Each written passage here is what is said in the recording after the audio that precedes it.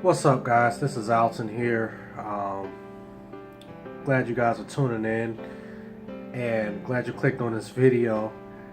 Just wanted to go ahead and let you guys know that I did a had a very great discussion with an atheist who's in Sweden. His name is Joachim, and I'll go ahead and I'll put a link down in the description to his YouTube channel. And yeah, so we had a discussion. It was a theological discussion that we had. I wouldn't necessarily say it was a debate, but we had a discussion. And of course, we have two different opposing views. So it was pretty interesting for us to have this discussion. And I'm going to go ahead and chop these videos up into 30-minute segments. So therefore, I'm not putting some big long drawn out video on YouTube, which is about 2 hours long, so you guys can watch it in increments so you guys don't get overwhelmed. But what I want to say is that I want you guys to be respectful when you're commenting. I'm not opposed to anyone commenting on my videos, but I just ask that you're respectful and just watch the video with an open mind. If you guys want to, have your own, if you guys have your own opinions, that's fine. I accept all opinions, but anything that's going to be racist or geared towards saying something that is offensive to anyone, whether you are an atheist or in fact a Christian, I will have you blocked and deleted and removed from the channel. So I want you guys to take some time, watch the videos. Let me know what you think in the description and in the comment section. And we're actually going to have a part 2 of this discussion, but I'll be out of town for the next couple of weeks as I'm making this video. But I'll be out of town for the next couple of weeks, and as soon as I get back, we're going to continue this discussion, and we're going to have more questions, and we're going to get into more serious talk, just like we did in this video series here. So I want you guys to thumbs it up, share it, and also I urge all of you, any one of you who are watching this video, to go out and dialogue. If you're an atheist, or if you're a Christian, or if you're a Muslim, let's start dialoguing. Let's start having respectful conversations about each other's faith and beliefs. So without further ado, here's the video. I hope you guys enjoy. Good. I got my headphones in, so same here. Turn the audio down a little. Okay. Okay, so I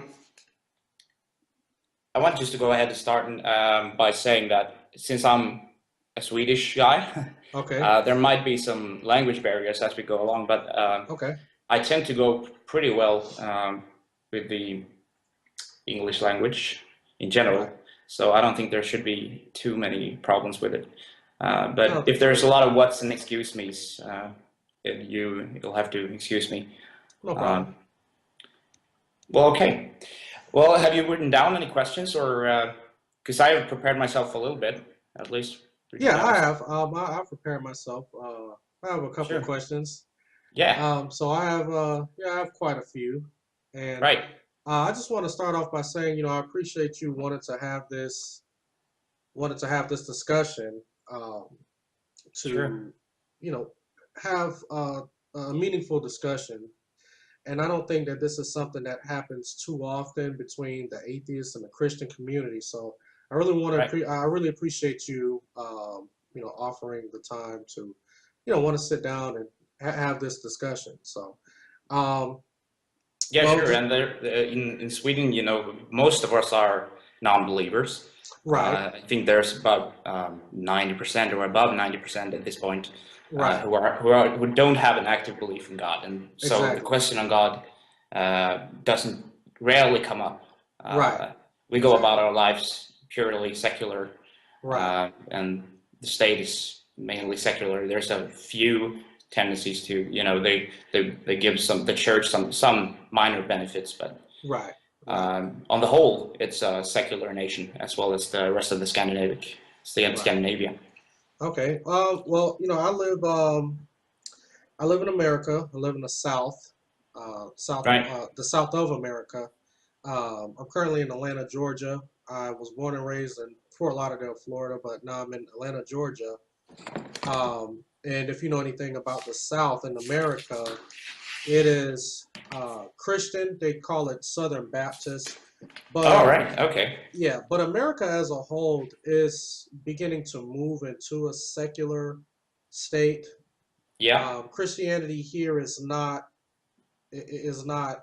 majority of it's not biblical. It's more of a cultural thing. So that's basically what we're dealing with here in America. A lot of people do not. There's so many people who take different interpretations of the Bible and they try to apply it to whatever their worldview is. So that's one of the things that we're dealing with here in America. But they say within the next 10 to 15 years, because we're usually right behind Sweden and the UK, it's like whenever you guys do something, it's like about 10 years later, around that time, we follow suit. So Sure. basically, we're probably where you guys were maybe 10 or 15 years ago. I'm So, s- but I'm yeah, still basically, wondering when you're gonna get your free healthcare program elsewhere. man, I don't know. Hopefully, when maybe when Donald Trump gets in office, Sure. I don't know. That would be interesting to talk about as well. Exactly. I don't know a whole lot about it, but you Yeah. know, Yeah. comes up on Facebook all the time. Yeah. Exactly. Exactly. American politics. It's just a Yeah. pretty interesting time right now. So that's all Yeah. I can Sure. say. Sure. Yeah. I'm gonna stay up and at night watching the whole election on November 8th. Was it? I think so. I think and you know, it's so funny. I pointed this out to a friend of mine that you have people in different countries who probably know more about our politics than the average American. Here in the United States, it's like, I'll try to talk politics with some people, and some people are just like, "What are you talking about?" But Sure. then I'll talk to someone who's like, in the Middle East or in China or something like that, and they know names of senators and they know about policies and all of that stuff better than the average Mhm. American. So it's always Yeah. interesting, yeah, to see that. Yeah, and the whole many people over here tend to think that the elections over at or the politics over in the States is a lot more interesting than ours, Yeah, because the division between the two parties is just so vast. it is. There's between we have 8 parties in our government, Oh, okay. or in our state. Oh, okay. And so the difference between them is not that big, Right, as you would think. And right, so many people think it's less interesting. It gets kind of when the dynamic is bigger, the interest gets bigger as well, right, the involvement in it. right. Okay. So you mentioned you were a Southern Baptist. Well, I was raised Southern Baptist. For me personally, I don't really hold to any particular title.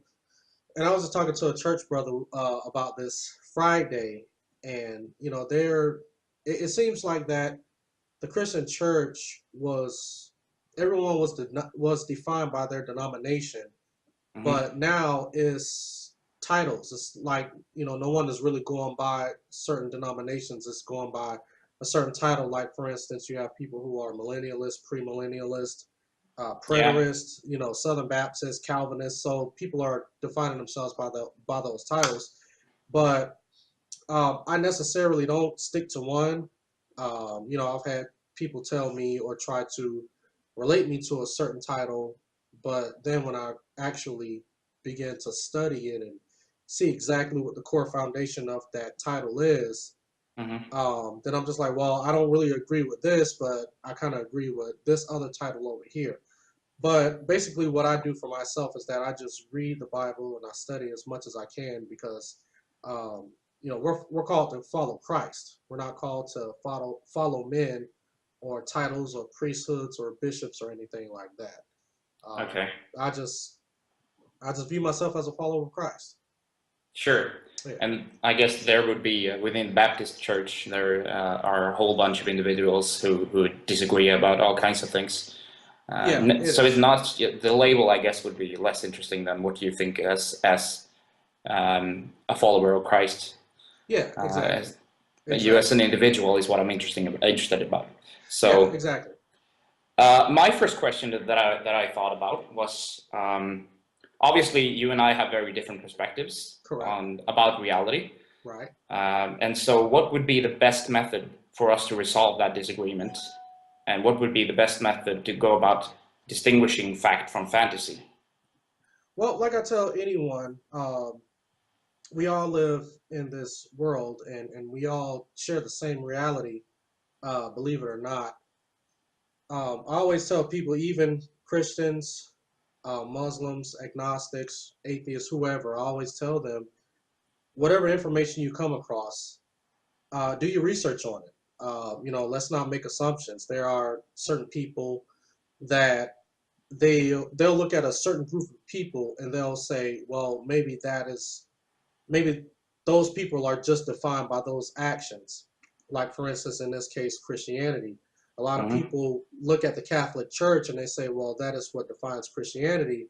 But there is a lot of history behind the Catholic Church that Yep. would show you that the reason why there was a Protestant movement, or there was a reason for the Reformed Church.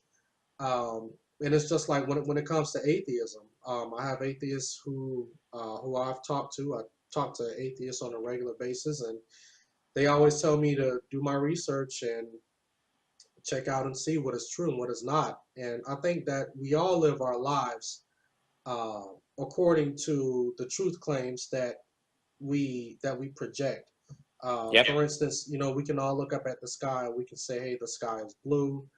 Um, we all know that, all of our blood is the same color, et cetera, et cetera. And I think Mm-hmm. what happens a lot of times is that uh, there is a wedge between, or people try to put a wedge between science and faith, or science and religion, like the two can't mix or they can't correlate. Um, but me, I actually love science. I love to, study science. I love to find out how things work. But I think Yeah. the problem in this world is everyone wants someone else to agree with their worldview. So I think that if we can just come together and look at the information that's been provided with an open mind, without any type of bias, then I think that we can all come to the truth. Okay. So, wow, you said a lot there. Sorry. No, that's not a problem. Well, I'm in favor of promoting science, and I don't necessarily think that um, you can work with both science and religion to come to truth. I think you would need science or some other demonstrably reliable tool in order to come to truth. When we deal with science and supernatural claims, science cannot investigate the supernatural stuff. Right. We have no way of testing it unless it manifests in reality in some way. Okay. And claims of miracles and stuff like that, Okay. we have tested on some of them, also prayers. Okay. And when we've tested them, they fail. The result of prayers is equal to chance, is what the studies have been showing us. And so, where is your justification for accepting what the Bible says? And because to me, the Bible is a whole bunch of claims. Okay. It is nothing more than a book of claims, and we've learned that some of it is true by doing science, and the truth has no tie to the supernatural stuff, because we have not demonstrated that the supernatural exists, that there's anything other than the natural world as we know it. So I guess my next question is, what is your justification for believing that any of it is true and reliable? Well, before I got into the faith, um, I was I was probably more of an agnostic. I don't think that I was ever an atheist. Um, But What is your? Oh, okay. Sorry. no, I no, have. but to make a long story short, I always believed that there was a higher power, and that was just that was just basically my thoughts. I didn't.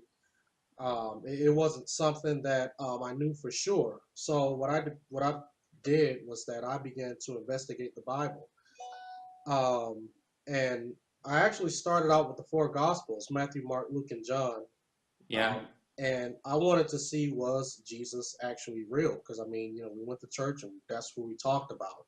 So my first goal was to find out, was Jesus actually a real person, or was this some guy that was just made up by a group of people in ancient history to try to talk about, living your life as a model citizen for society? Was it one of those deals? Hmm. And as I started to study, I started to see that a lot of Jesus's, Jesus existing as a person, I found out that that was actually true once I started to do the research. And once I figured out that Jesus was actually a real person, and I studied his life, the things that he said through the Gospels, and he seemed like a trustworthy person. So, Okay, but yeah, what sources outside of the Bible have you been using to come to the conclusion that Jesus was a historic person? Because as far as I'm concerned, there are no historical right. evidence that shows that he was.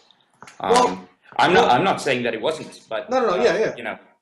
Well, I'm that was withholding my belief that he right. was. Yeah. Well, the thing is that no one. Well, first of all, the four Gospels are written during the perspective, or basically in a perspective of Jesus being more intimate. So it was basically the disciples writing about Jesus. But after Jesus's death, burial, and resurrection, you do have secular sources such as uh, popular ones like Josephus and Tacitus. You have those writings of what was going on after Jesus had been crucified and resurrected, and how the Roman government had had a lot of problems with the early church, with the early Christians. But Um, I think most of them were written down several decades later, weren't they? right, exactly, and So how do you know that they were contemporary, and how can you say what they're claiming then? Because they are in well, right, there there are still claims that right, this happened, exactly, and as far as we know, nothing like that has ever happened exactly, um, in our time and previously. exactly. So based on what someone says, I wouldn't think that that's a reliable way of coming about and knowing that it was actually that it's an actual representation of what happened. Well, Um, whenever I mean, when it comes to communication, to me, that is the only way that we can find out what is truth and what isn't. So when someone says that, well, hey, anyone can say anything, that's true. I mean, I can sure. claim to be a Christian and you can claim to be an atheist, but that may not be true. But what we look at is the evidence that surround that claim. One of my biggest things is, if a person like Josephus, who wasn't even a Christian, who was actually a Jew at the time, who did not follow or believe in Christianity at the time, what would be his reasoning for writing about the events that took place after Jesus's death, burial, and resurrection? And well, yeah. So basically, what would be the reason of why somebody would actually put out that type of information? Okay, so just because you don't have an answer to that question doesn't mean that what they're actually saying is correct, right? I'm Because sorry. there might be any potential reasons why. I mean, maybe he did actually experience Mm-hmm.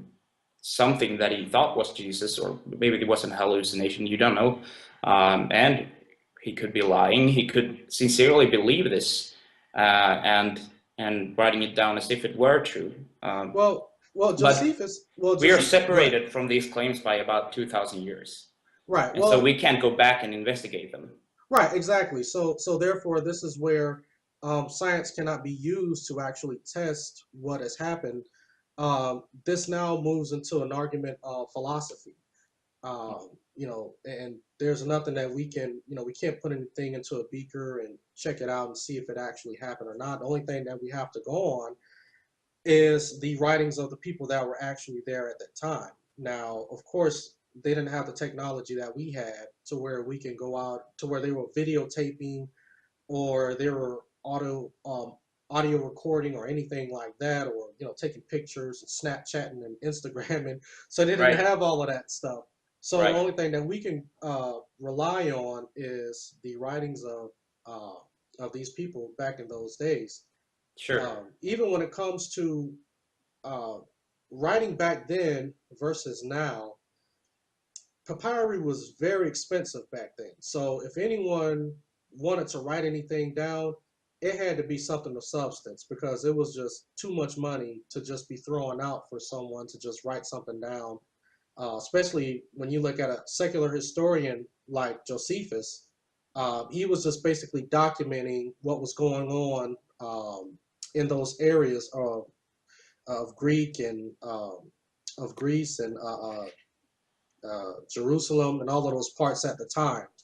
So he was just basically documenting exactly what was going on at that time. But his writings are not used in the Bible to try to somehow prove Jesus's existence.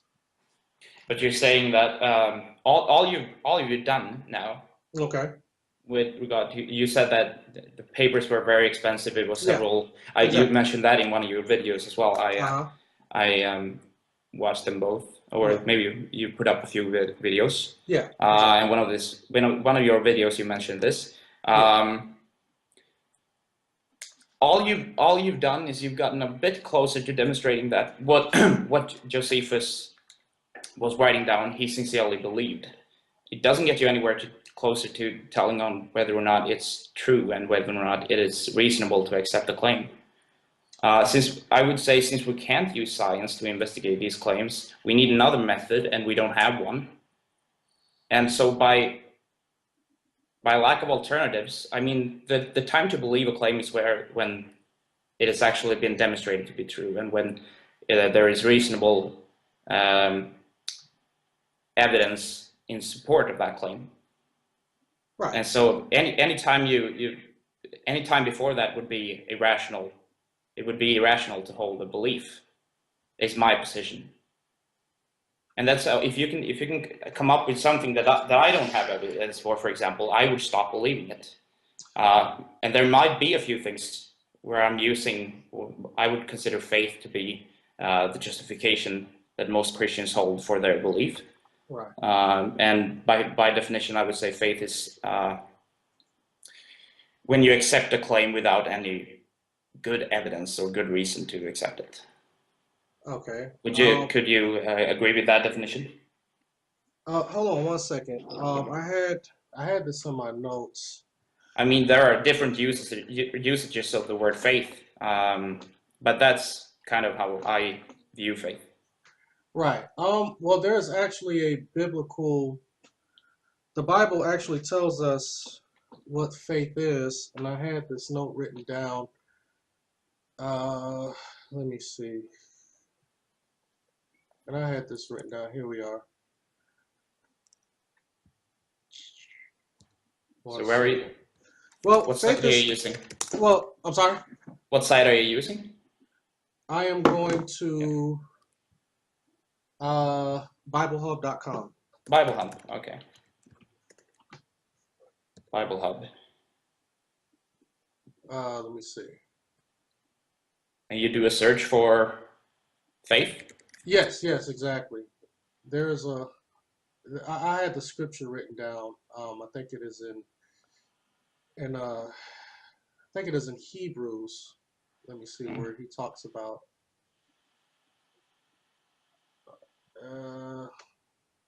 Hebrews. It's basically faith. Well, I was going to try to give you the biblical definition of it.